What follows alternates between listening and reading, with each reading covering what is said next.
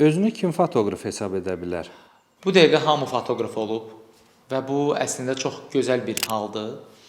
Amma mən düşünürəm ki, əsl fotoqraf birincisi fotokamera ilə çəkən bir adamdır, telefonla yox. İkincisi M rejimində çəkən adamdır. Yəni bütün kamerada olan ayarları özü düzəldir.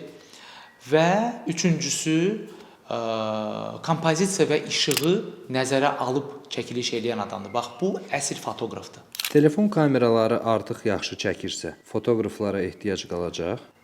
Düzdür, telefon yaxşı şəkil çəkə bilir. İndi artıq o qədər inkişaf edib ki, yaxşıdır keyfiyyəti.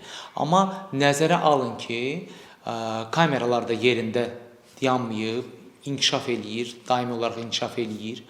Və misal üçün 15 il bundan qabaq kamera verdiyi şəkil keyfiyyəti bu dəqiqə telefon o keyfiyyəti verə bilmir. Süni intellekt texnologiyaları fotoqrafları tam əvəz edəcək? Məncə tam olaraq əvəz eləyə bilməz. Ən çox da yaxın zamanlarda.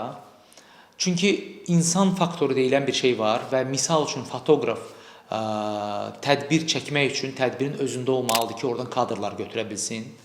Və süni intellekt əslində çox gözəl bir alətdir.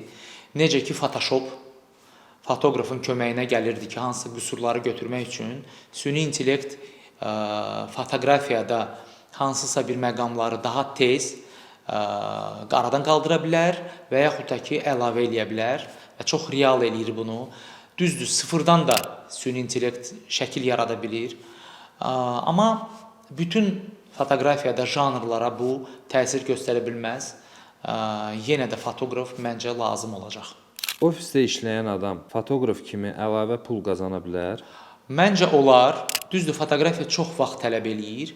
Amma əlavə qazanc kimi, misal üçün axşamlar hansısa bir tədbirlər çəkmək olar və yaxud da ki, həftə sonu biraz böyük bir sifariş götürüb onun üzərində işləmək olar. Hər kəs fotoqrafiyanı öyrənə bilər?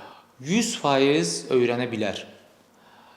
Sadəcə 2 dənə məqam var. Birincisi, çox güclü bir istək olmalıdır və ikincisi, şəkil çəkməyi sevməlidir.